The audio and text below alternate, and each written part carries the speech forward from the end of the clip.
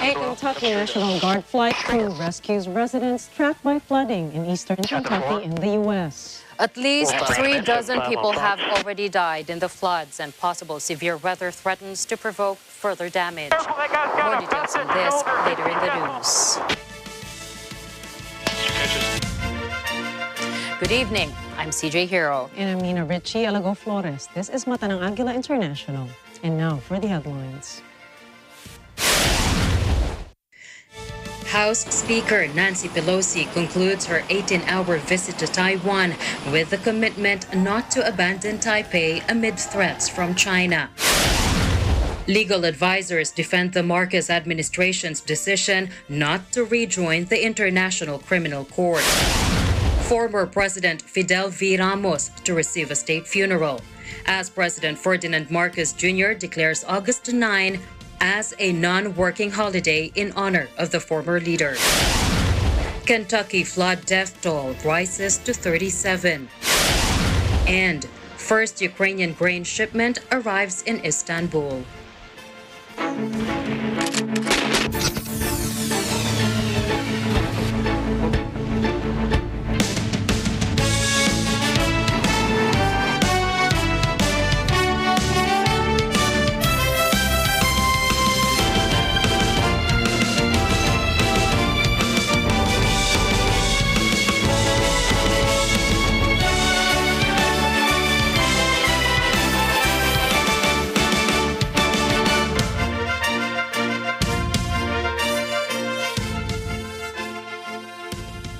U.S. House Speaker Nancy Pelosi said her delegation had come in friendship to Taiwan during a visit that enraged Beijing and set off a diplomatic firestorm. Pelosi is the first highest-ranking official to visit Taiwan in 25 years. Her plane departs Taipei around 6 o'clock in the afternoon. Her Taiwan visit lasted for 18 hours. Maricar Velasco will tell us more. Taiwan has conferred the Order of Propitious Clouds Cordon to U.S. House Speaker Nancy Pelosi. Taiwan's leader Tsai Ing-wen said the Medal of Honor for Pelosi is in recognition of her roles and contributions in promoting the relations between Taiwan and the United States. Amid fierce protests from Beijing, Pelosi arrived Tuesday night in Taiwan and reiterated Washington's commitment, solidarity, and determination to protect democracy in Taiwan. Today, our delegation, of which I'm very proud, came to Taiwan to make unequivocally clear we will not abandon our commitment to Taiwan, and we are proud of our enduring friendship. She embarks on a 3-day trip to Asia, including Singapore, Malaysia, South Korea, and Taiwan. In return, Tsai vowed to remain a reliable U.S. partner and to firmly uphold Taiwan's sovereignty and continue to hold the line of defense for democracy at the same time. The ceremony took place shortly after Pelosi held a closed-door meeting with Deputy Speaker Tsai Chi-cheng and other members of Taiwan's parliament earlier on Wednesday.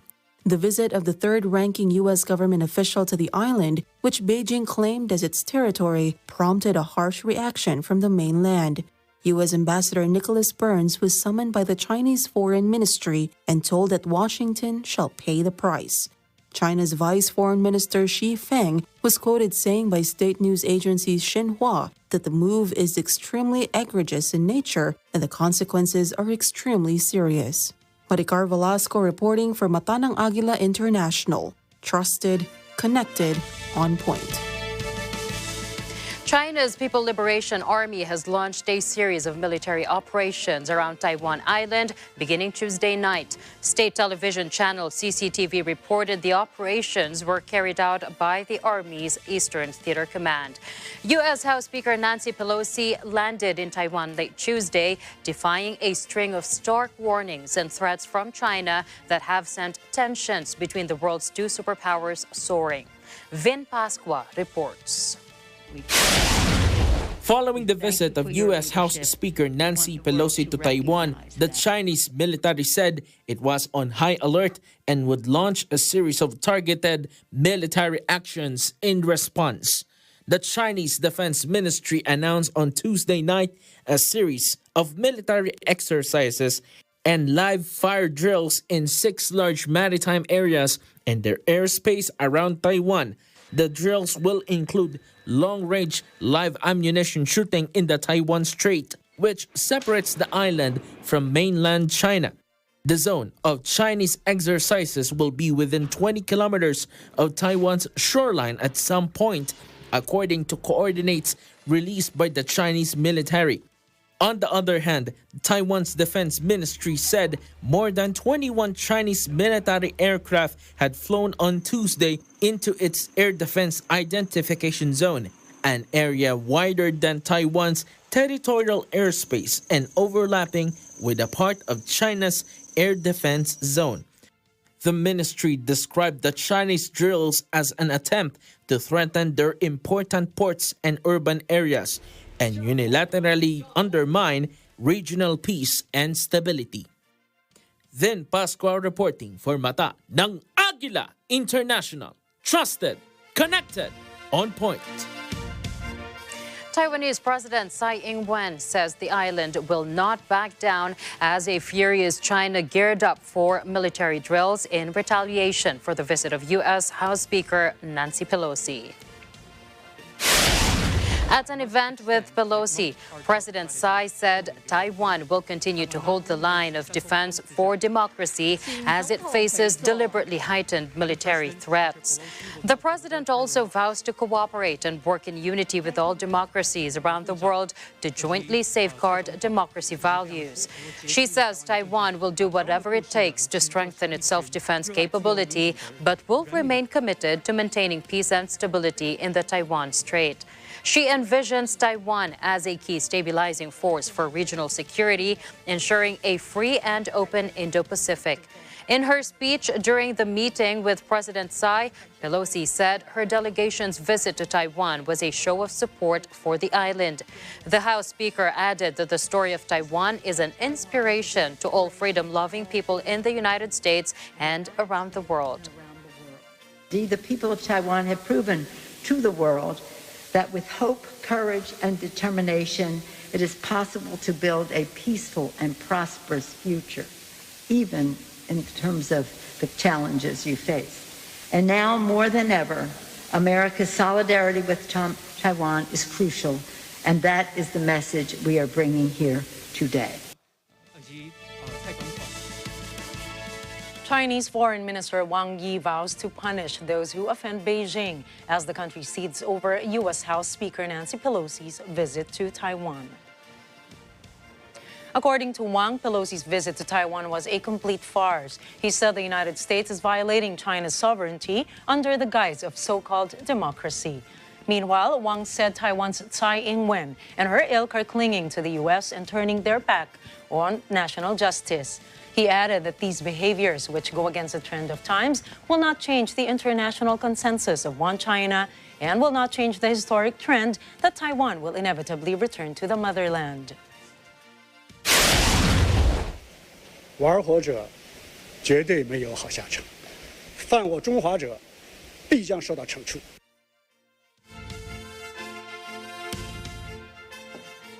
South Korea has called for dialogue to maintain regional peace and stability as tensions between the U.S. and China soared over U.S. House Speaker Nancy Pelosi's visit to Taiwan.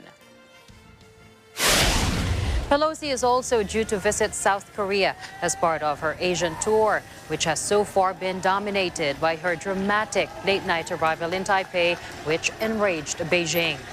Her trip to Seoul has been shrouded in mystery, and her only confirmed meeting in South Korea is so far is with National Assembly Speaker Kim Jin-pyo on Thursday. The official said they welcome Speaker Pelosi's visit to Korea, adding the presidential office was hoping for many achievements at Thursday's meeting. President Yoon Suk-yeol will not be meeting with Pelosi as he is currently on holiday.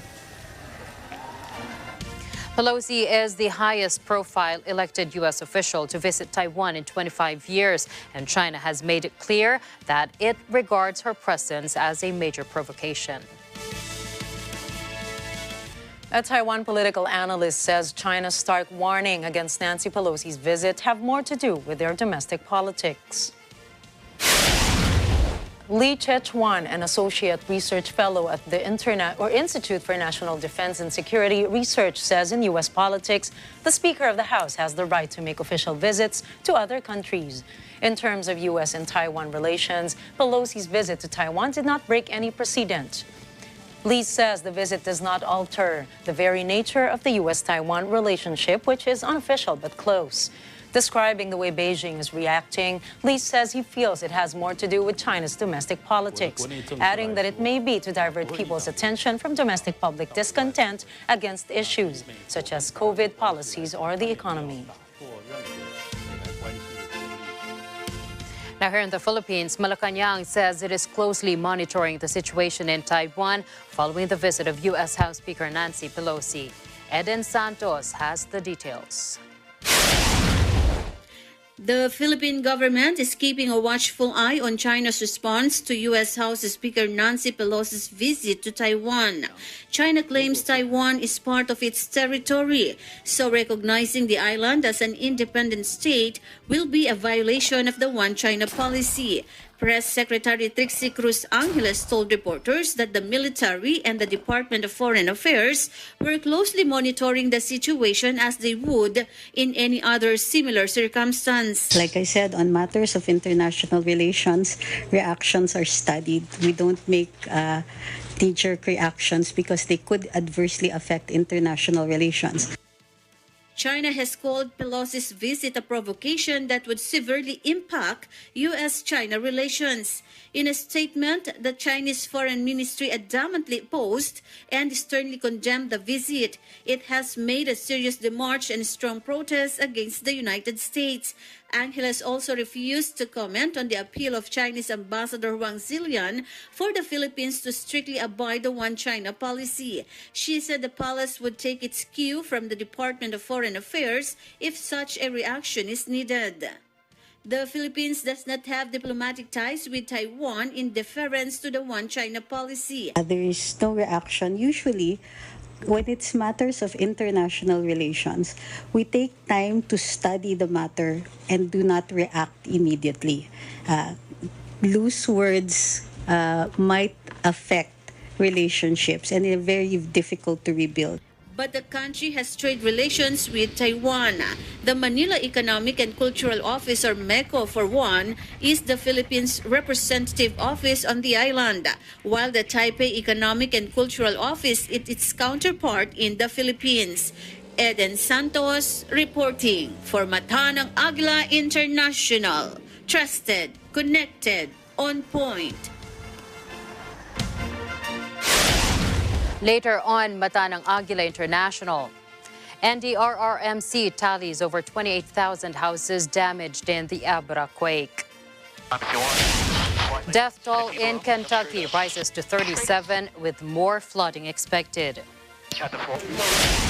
And UN force under attack in DR Congo amidst deadly shooting at border post.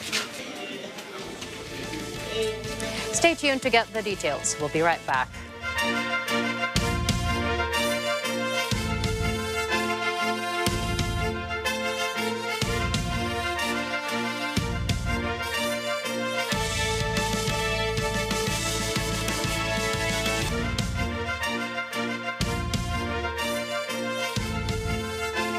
This portion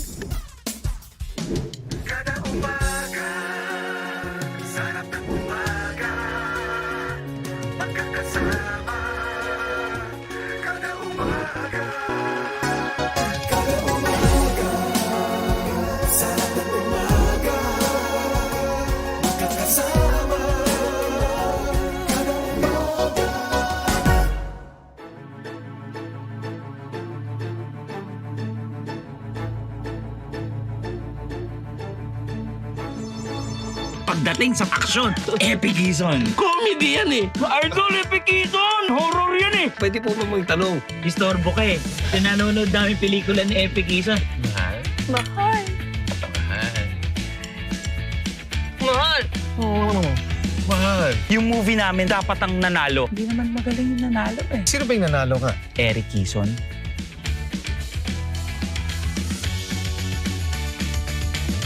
Araw-araw may bagong kaalaman. Dahil sa Tony Knows, everybody knows! Your Kuya Tony Petgaba na hindi naubusan ng tips. Siyempre, from DIY to life hacks, sagot ko na yan. Saan ka pa? Let's all play together. Let's have fun together. Tara na, sumali at makigulo sa aming Kada Challenge. Sa kada umaga, kompleto na ang inyong umaga.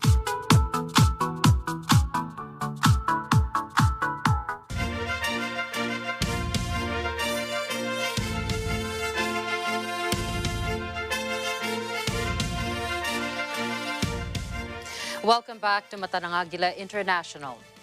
Aside from retaliation measures, China has unleashed economic curbs and other forms of threats on Taiwan. Here's Keith Ong for the details. As China's response to Pelosi's visit to Taiwan, it dropped economic sanctions, such as the sudden stop of the importation of all Taiwanese products to China. As a retaliation measure, intense, expanded, increased, and scaled-up military Navy drills around Taiwan and in the South China Sea have been conducted to show China's deep dissatisfaction of the matter. But some U.S. Navy ships are also on guard in the South China Sea to maintain security. Also, Taiwan's armed forces are on alert for any unrest that may break out. Chinese hackers also forced their way into Taiwan's communication system by spreading false threats about a possible war outbreak. China continues to threaten the U.S. with sanctions and consequences for what they did. It is said to be clear from America's support for Taiwan, despite America saying that they adhere to the One China policy and that they do not agree with the declaration of Taiwan independence. Meanwhile, Taiwan Taoyuan Airport announced that it would cancel 51 flights on August 4th, although the airport denied it, but the cancellation of flights was suspected to be due to People's Liberation Army's military exercises near the surrounding waters off the coast of Taiwan. Pelosi's Taiwan trip ended at 6 p.m. of the 3rd of August as the U.S. congressional delegation departed for South Korea. Keith Ong reporting for Mata ng Agila International, trusted, connected, on point. More than 28,700 houses were damaged by the magnitude 7 earthquake and the succeeding aftershocks that have jolted northern Luzon provinces since last week. The National Disaster Risk Reduction and Management Council, or NDRRMC, said 28,350 of the houses were partially damaged, while 438 were totally damaged. The Philippine Institute for Volcanology and Seismology, or PHIVOLS, has recorded 2,064 aftershocks since the strong quake hit Abra. The strength of the aftershocks is between magnitude 1.4 and 5.1. Overall, the individuals affected by the quake have reached 421,728. The legal team of the Marcos administration has stood firm on the president's decision not to rejoin the International Criminal Court, or ICC. Moira Encina reports. The Department of Justice and the Office of the Solicitor General have defended President Ferdinand Marcos Jr.'s decision for the country not to rejoin the International Criminal Court, or ICC. The Secretary Crispin Remulla said many countries are not members of ICC, like the US, China, and Russia. Marami naman hindi member ng ICC eh. Are they pariahs? Are we saying that their systems don't work? So it's just a choice that we have, whether to join or not to join. And I think that we are fully within our rights not to join. Diba? Hindi naman natin kailangang sumunod sa uso eh. Remulla added that the country's judicial system is working and victims are being deprived of justice even if the country is not an ICC member. I don't think that there's any deprivation involved here, since what is involved is domestic law and the way that we run our country. And it is a democratic country. The Supreme Court is fully independent of the executive, and the legislative is also completely independent of the executive. It is a functioning democracy. For his part, Solicitor General Menardo Guevara said the president, as the chief architect of the country's foreign policy, has the prerogative to determine which organizations the country will join. The country's interests and sovereignty are the primordial consideration of the president in making his decision. Meanwhile, Remulla said the DOJ and the executive branch are open to dialogue with senators who wish the country will join ICC. But in the end, the DOJ chief said the president will be the one to decide. Remulla also believes that the ICC has no jurisdiction to probe the war on drugs, given the country's withdrawal from the Rome Statute. I think it's just practical and it's just logical that once you withdraw from the treaty, then everything else that goes with it ceases. Boyre Encina, reporting for Mata ng Agila International. Trusted, connected, on point. The Marcos administration has denied allegations that it is on a veto spree after President Ferdinand Marcos Jr. rejected 5 bills a month after assuming office. Press Secretary Trixie Cruz Angeles said the president is just setting the tone of the laws in the system, especially those that involve some tax break or tax benefits. The cabinet official clarified that 41 laws lapsed into law since July 1st, not including the 5 bills where Marcos exercised his veto power. The latest vetoed bill seeks to give income tax exemptions on the honoraria and allowances of people rendering services in the elections. The palace said the president's decision was a matter of good housekeeping. Ang ating tax system, di ba nireforma natin ito? Sa pagre-reforma, ginawa natin maayos, tinanggal natin yung mga benepisyo, mga exemptions at kung ano-ano pa na binibigay to various groups. Sa dami dati ng binibigyan ng ganon, medyo magulo na yung sistema. Hindi natin alam sino yung mga nagbe-benefit dito at kung makatarungan nga na so many people are exempt or have tax breaks or tax benefits. So inayos natin yan under the tax reform laws. So yung mga ganitong proposal ay parang binabalik tayo dun sa dating sistema na marami na naman tayong exemptions at benepisyo na binibigay na nakakakos ng confusion sa ating sistema. Imbis na ganito, ang sinasabi ng ating Pangulo, magbigay tayo ng form of ayuda sa ating mga poll workers. Imbis na yung benepisyo ay gagawin natin sa pamamaraan ng pagtatanggal ng pagbubuwis.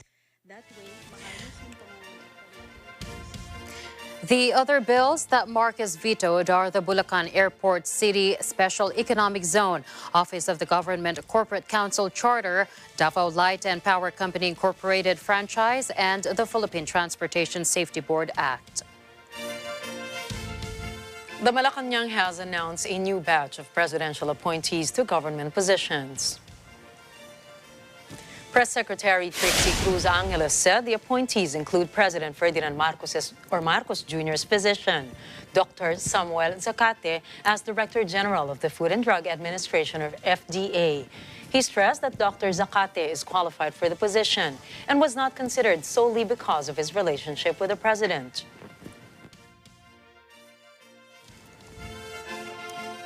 Aside from Dr. Zacate, Angeles said the chief executive also appointed retired Brigadier General Roman Popong Felix as Secretary of the Office of the Presidential Advisor on Military Affairs, retired Major General Ariel Caculitan as Undersecretary for Military Affairs, retired Police Major General Isagani Neres as Undersecretary for Police Affairs, and Attorney Nasauro Firme as member of the Judicial and Bar Council, or JBC. Former President Fidel V. Ramos will be accorded a state funeral, according to Malacanang. Cez Alvarez reports. Malacanang has confirmed that former President Fidel Valdez Ramos will be given a state funeral with full military honors on August 9. Press Secretary Trixie Cruz Angeles told reporters that it is a right given to the family of the former leader. FBR's grandson announced Tuesday that his grandfather will be laid to rest on August 9, 10 a.m. at the Libingan ng mga Bayani in Fort Bonifacio, Taguig City. The state funeral is a right of the family of a deceased president.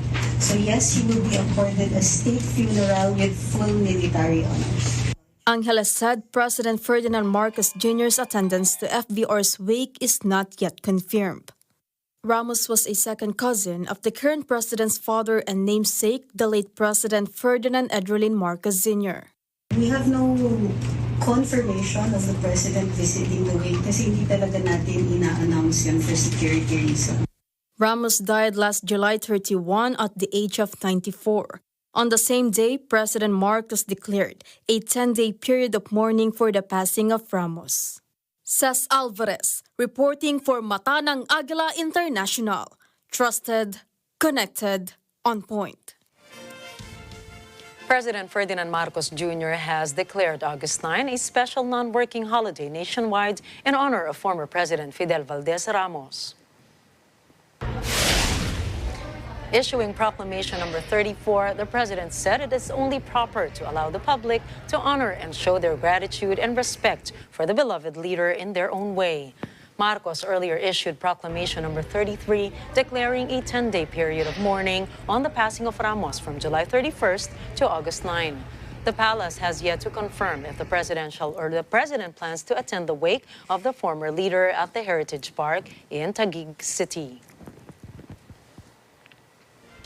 The death toll from flooding in eastern Kentucky has risen to 37 as more rain hampered recovery operations and possible severe weather overnight threatened to provoke further damage. Governor of the South Central U.S. state, Andy Beshear, tweets the death toll has now risen to 37, with so many more still missing. He asks to pray for the families and come together to wrap arms around his fellow Kentuckians. Beshear has said he expects the death toll to continue to rise as search and rescue teams fan out across the flood-hit areas and recover more bodies.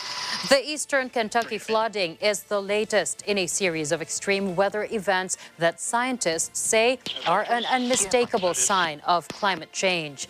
Nearly 60 people were killed in western Kentucky by a tornado in December 2021.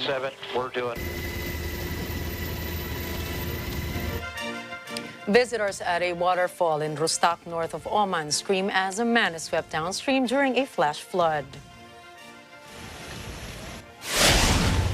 Sightseers made it out by scrambling up a rocky bank as fast-flowing floodwater and debris surged in the southern Arabian Peninsula. Meanwhile, roads were destroyed as water overflowed from the Al Sarbuj Dam in Oman's Musandam governorate following the flash floods.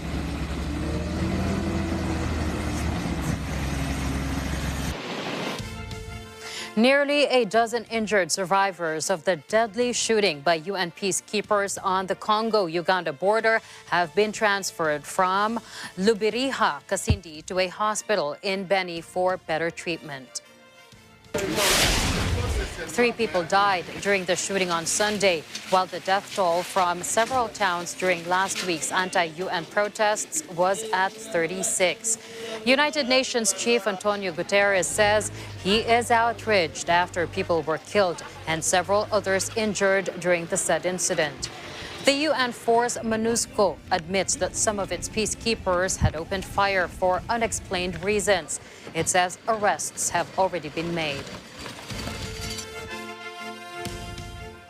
From a makeshift camp in Ethiopia's Afar region for people displaced by war, hungry families watch food aid trucks pass them by as the vehicles head towards Tigray. The World Food Program convoy slowly winds along the dusty road that links Tigray and the port in neighboring Djibouti. The said regions receive international aid, but the displaced in Afar claim they are being ignored, saying the world only focuses on Tigray, the southern or northernmost region ravaged by the brutal conflict that erupted between Tigrayan rebels and Ethiopian federal forces in November of 2020. የትግራይ መኪኖች በዚህ የትግራይ መኪኖች ተጭነው ይወጣሉ። ለኛስ ምንድነው? እኛ ምን አረግነ? ተጭነው ሲወጡ እኩል ለምን ተጭነው አይወጡልን? የአፋር መኪናና የትግራይ መኪና የተራበው የህዝብ ለምን እኩል አይወጡ? The medical director at Dupti General Hospital says their admission rate has increased from 5 to 40 as severe acute malnutrition ravages the region. He also claims that the mortality rate is 10% out of 40 patients. Next up, first ship with Ukraine grain cleared to sail on to Lebanon. ASEAN warns Myanmar against more executions. And mysterious sinkhole larger than a tennis court appears in Chile. Find out more about these stories when Mata ng Agila International returns.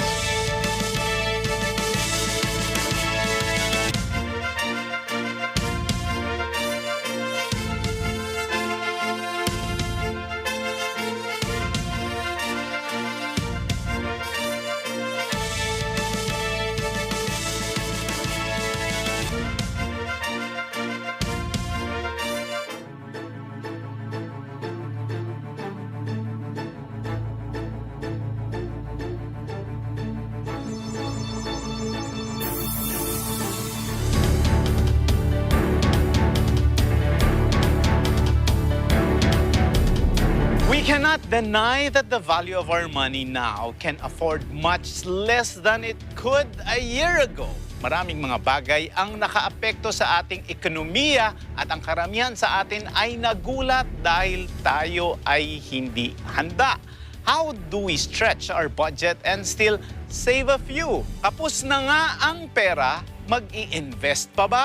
Perhaps it's timely for us to discuss how we can mitigate the effects of the economic crunch and still be able to tide over the wave of financial uncertainties by learning how to grow our money. If you live simply, then what you need to save will be a smaller amount. But if you live grand, and of course, mas malaki rin yung kailangan mong ipunin. It's not what you make, it's what you save. Open for business with Cesar Vallejos, Sunday, 9 p.m. This portion.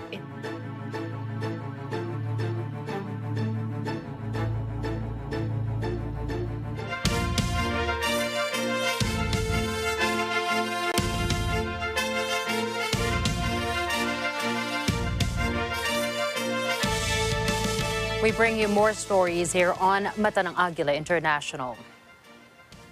3 people were killed and 6 others wounded in a knife attack at a kindergarten in southeast China's Jiangxi province. Authorities in a statement published on China's Twitter-like Weibo said a gangster wearing a cap and mask stormed the private kindergarten in Anfu County at about 10 a.m. local time. Unfortunately, as of this time, the 48-year-old suspect is still at large. The police nonetheless ensured that public security organs are making every effort to hunt down the suspect. Snippets of the video shared online show a police officer carrying a tiny child in his arms to an ambulance. The ages of the victims have not been announced. Mass violent crime is rare in China, which strictly prohibits citizens from owning firearms. But there has been a spate of mass stabbings in recent years. The inspection of the first ship carrying Ukrainian grain under a UN brokered deal aimed at curbing a global food crisis has been completed. The Sierra Leone flag Brazzoni arrived at the edge of the Bosphorus Strait just north of Istanbul, a day after leaving the Black Sea port of Odessa, carrying 26,000 tons of maize bound for Lebanon. The ship sailed through a specially cleared corridor in the mine-infested waters of the Black Sea, which had been under a Russian blockade. Ukrainian President Volodymyr Zelensky maintained that Russia has provoked a food crisis in order to use grain, corn, and oil supplies as weapons. However, Zelensky wished for regularity in shipments as the first grain deal pushed through. Сьогодні до Босфору прийшло перше судно з українським зерном, здолавши шлях спеціальним коридором у Чорному морі, який був погоджений для розблокування наших портів. На жаль, експорт цього року потрібен, щоб у наших фермерів та агрокомпаній був достатній ресурс для посівної наступного року. Це питання продовольчої безпеки вже і для нашої країни. Зараз забезпечується наступний рік. Росія провокувала.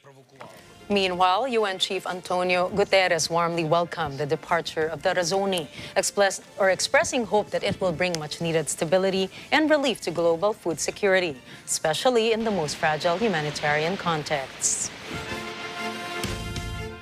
Current ASEAN Chair Cambodia warned Myanmar not to execute any more prisoners after the hanging of 4 people. 2 of the executed prisoners were prominent pro-democracy figures whose deaths caused international outrage. Foreign ministers from the Association of Southeast Asian Nations are discussing how to address the growing crisis in Myanmar at talks in Phnom Penh. Agreed in April last year, the plan calls for an immediate end to violence and dialogue between the army and coup opponents.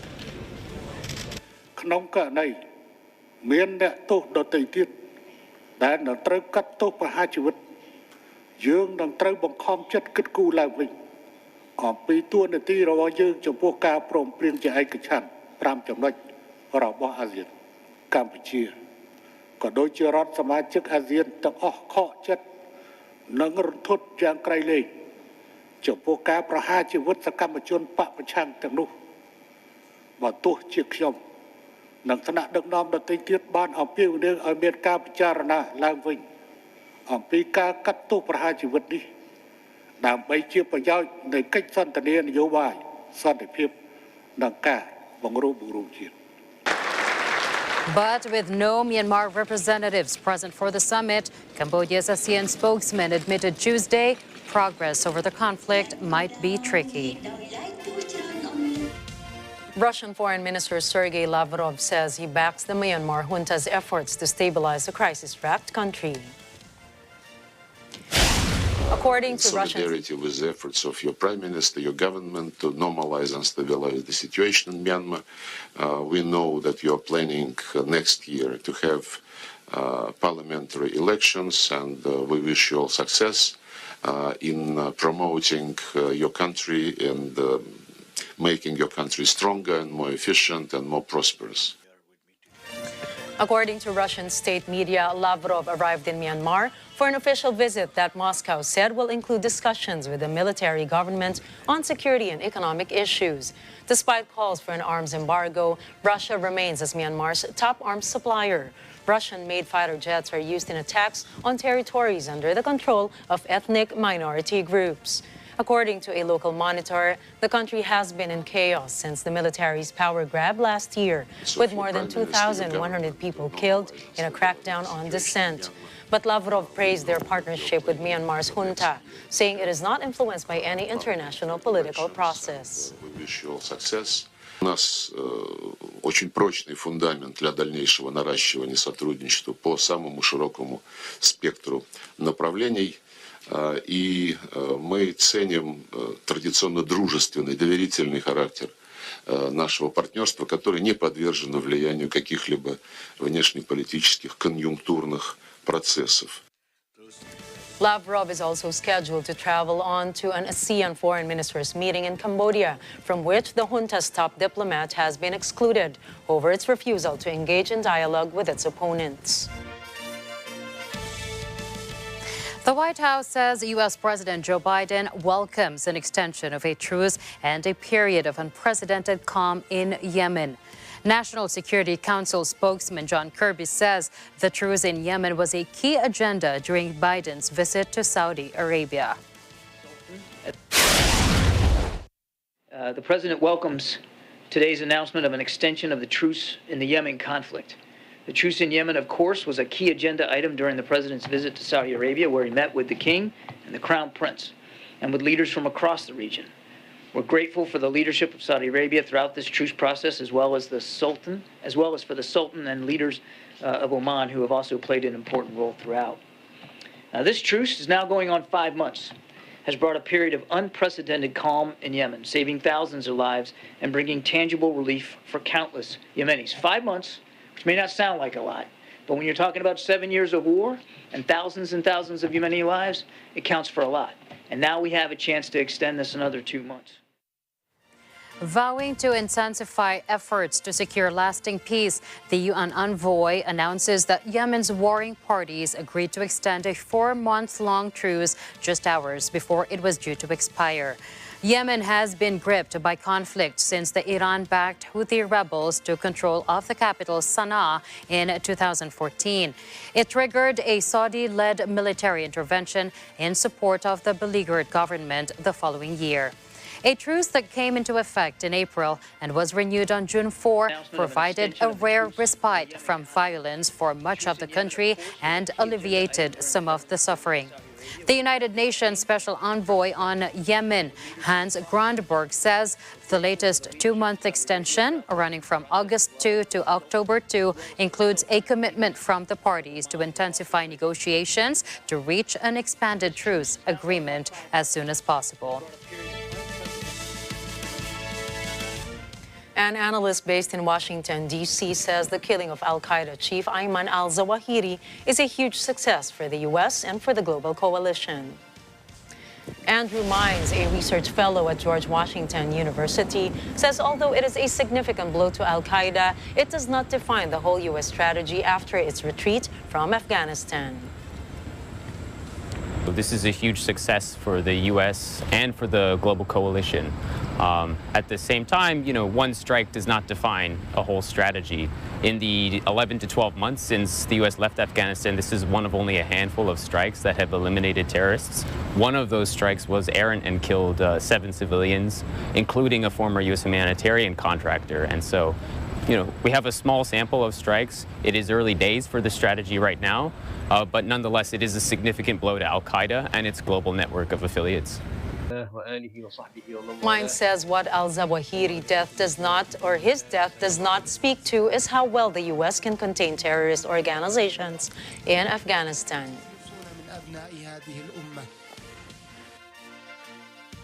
And so it does speak to our ability to strike very high-profile targets all the way to the top of terrorist organizations.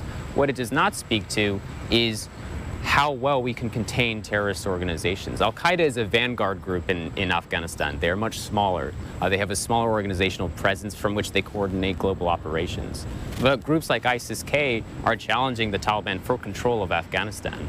They are much larger in number than Al-Qaeda is in the country. And so those threats, how well one-off strikes now and then can contain them, has yet to be seen, but we know from experience and we know from evidence that we've looked through for the past decades now that it does not look promising. And so a broader strategy. International Atomic Energy Agency Director General Rafael Mariano Grossi says Iran's nuclear program is moving ahead very, very fast and growing in ambition and in capacity. Sir. Give the journalists the floor. The Iran of 2022 is the nuclear program is very different from the one in 2015. And I think everybody recognizes that, starting with the Iranians who are saying that they are making strides and amazing advances, and the program is moving ahead very, very fast, and not only ahead but sideways as well, because it's growing in ambition and in capacity. That doesn't mean we cannot verify it, but quite clearly we need the degree of access commensurate with the characteristics of that program. And this is where we will have to, and I'm sure that, and in fact, I know for a fact that in the attempts to revive this agreement, this has been taken into consideration. Great. Thank you very much. Thank you. We'll start the briefing in a few seconds. Thank you. Sri Lankan President Ranil Wickremesinghe warned that the country faces a great danger as fuel shortages sparked by its unprecedented economic crisis are set to continue at least till the year's end. The 73-year-old said the financial meltdown in Sri Lanka had turned into a serious political crisis. Wickremesinghe has been leading talks with the International Monetary Fund to secure a 4-year bailout program. He told Parliament the negotiations were progressing but did not provide a timeline for when a deal would be finalized. Meanwhile, although the president thanked India for granting credit lines to import petrol and diesel, he said Colombo must be able to pay with its own foreign exchange earnings and that rationing would continue at least till the end of this year. He also criticized the previous president for rejecting two major infrastructure investments from Japan, which could have brought in $3 billion. Sri Lanka was considered a prosperous middle-income country before defaulting for the first time on its foreign debt of $51 billion in mid-April. It has run out of foreign exchange to finance imports, with officials estimating the country urgently needs at least $4 billion to bring in essential goods and address current shortages. Experts in Chile were investigating the appearance of a sinkhole bigger than a tennis court near a copper mine in the Atacama Desert. The National Geology and Mining Service dispatched the team to examine the hole, some 32 meters across and twice as deep, which appeared in an area about 800 kilometers north of Santiago over the weekend. A 100-meter security perimeter has been erected around the hole in the Tierra Amarilla municipality near the Alcaparrosa mine operated by Canadian firm Lundin Mining. The company said in a statement there had been no impact to personnel, equipment, or infrastructure, and the sinkhole has remained stable since its detection. But as a preventive measure, development work in an area of the Alcaparrosa underground mine has been temporarily suspended. Serna Geomin Director David Montenegro said experts would seek to determine the cause of the collapse and ensure that all safety measures are taken to safeguard the lives of workers and communities close to the site. Coming up, Shibuya Station in Japan gets a new giant pet. DC League of Super Pets takes #1 at the box office with $23 million. And star twin pandas at a French zoo celebrate their first birthday. Matalang Agila International will return. Stay with us.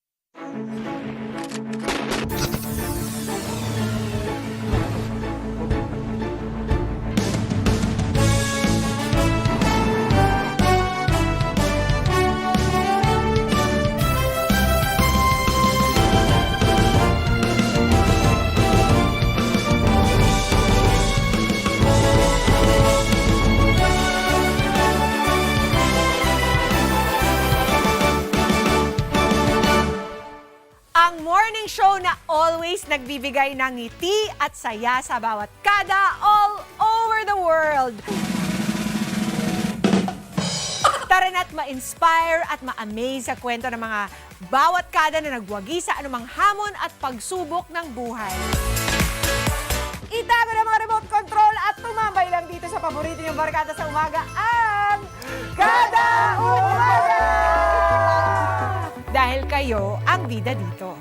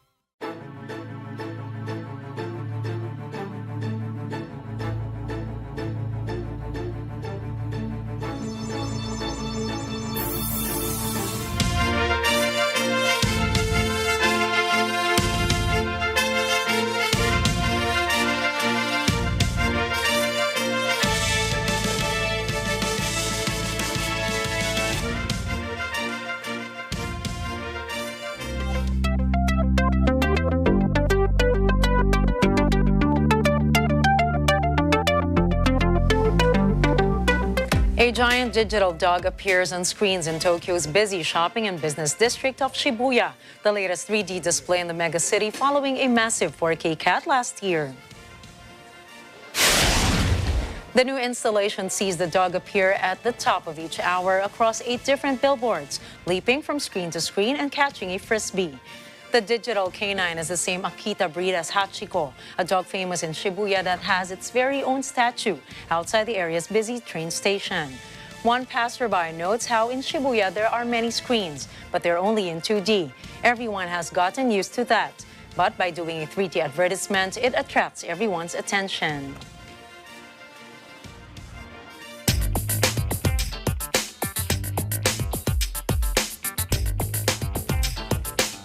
Luxury Italian car maker Ferrari raised its financial targets for the year after reporting record orders in the second quarter. The iconic firm delivered a total of 3,455 cars worldwide in the second 3 months of 2022, up 28.7% from the previous year, according to a statement.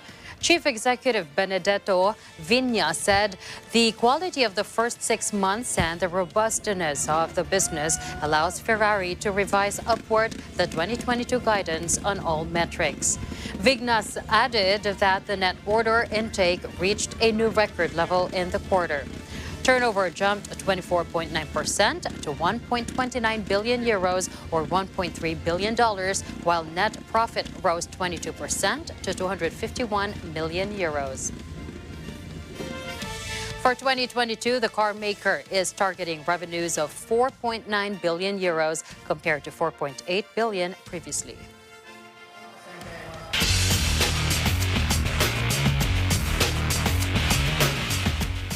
As Uruguay, Argentina, Paraguay, and Chile launch a joint bid to host the 2030 World Cup, CONMEBOL President Alejandro Dominguez says it is very important and deserving that the world recognizes South America's contributions to world football. The 4 countries' intention to bid has long been in the making, 100 years on from the first tournament, which was played in Uruguay. More than 3 years ago, they committed to creating a local organizing committee to coordinate with South American football's governing body, CONMEBOL, to plan the bid.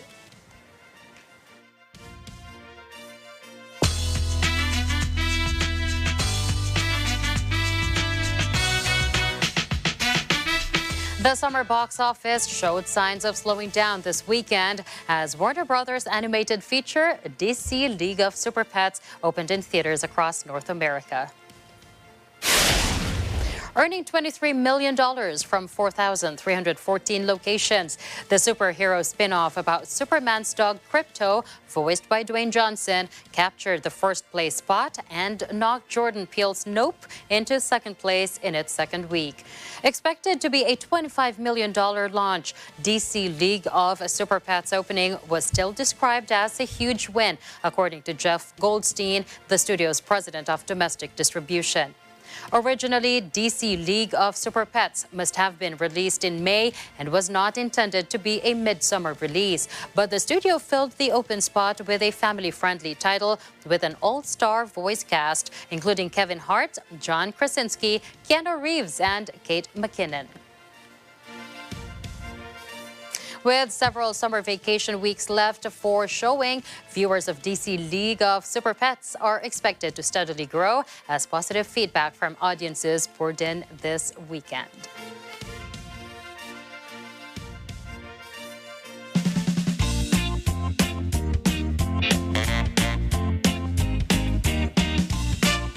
Let's head over to a city in Texas where a local boutique takes you to places around the world with its apparel, decor, and avenue for talk. Jane Kathleen Gregorio has the story. Imagine having a business that lets you bring color, culture, and community directly to the homes of your clients. Today, we meet a woman in Corpus Christi, Texas, who is doing just that.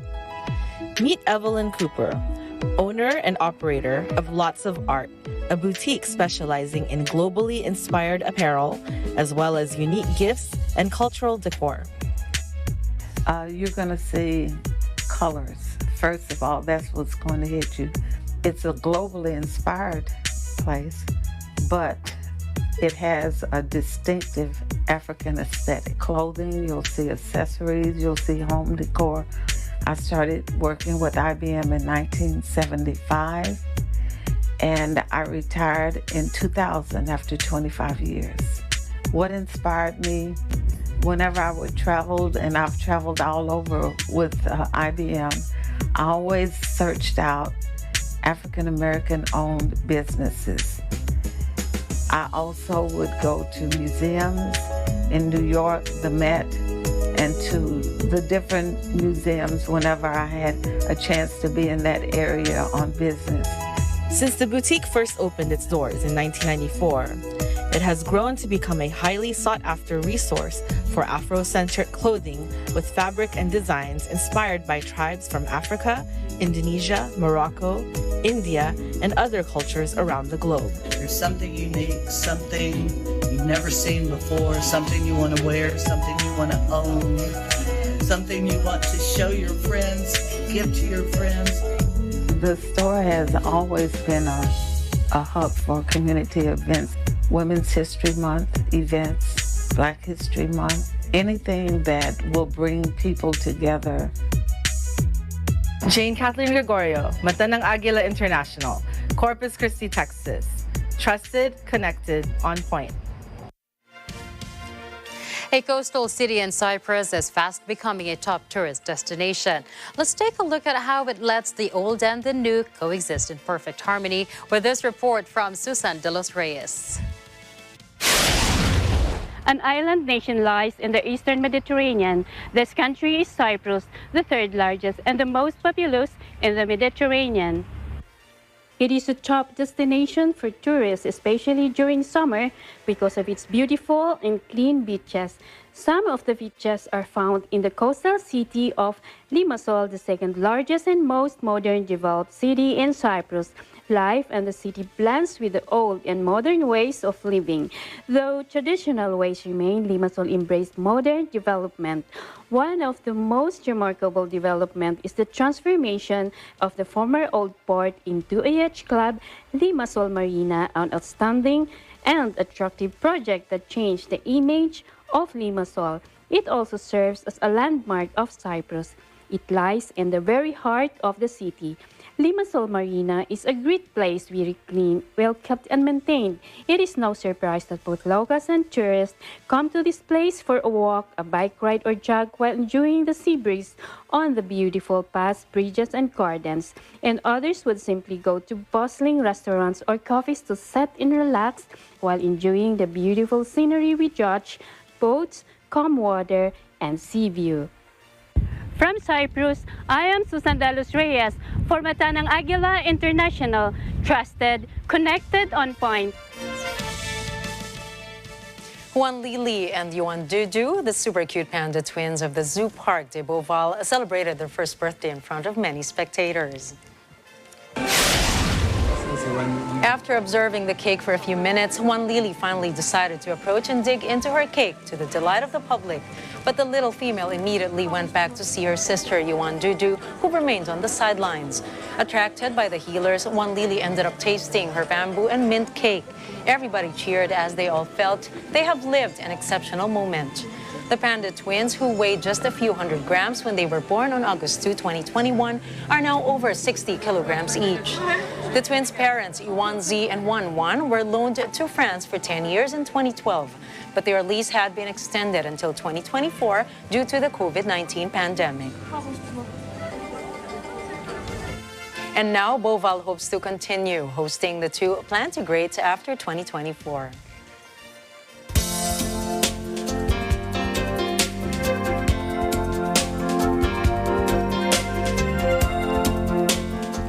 Let us now broaden our knowledge of the past with today's historical events. On this day in 1492, Christopher Columbus set sail on his first transatlantic voyage, hoping to find a westward route to India. He departed from Palos, Spain with 3 small ships, the Niña, Pinta, and Santa Maria. In 1936, at the Olympics in Berlin, American track athlete Jesse Owens won the 100-meter event, his first of 4 Olympic gold medals. Owens specialized in the sprints and the long jump and was recognized in his lifetime as perhaps the greatest and most famous athlete in track and field history.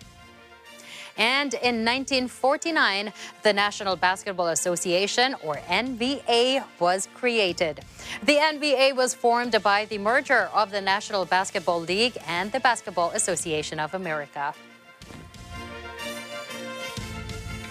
And before we wrap up tonight's broadcast, we want to greet somebody a happy birthday, one of our interpreters. You can in fact see her on the lower left corner of your TV screens. Happy birthday, Badette. Badette, happy birthday. And now, we would like to end with a quote from Simon Sinek, an inspirational speaker. Empathy is being concerned about the human being, not just her or their output. You have to care about the person, too. Oh, yeah.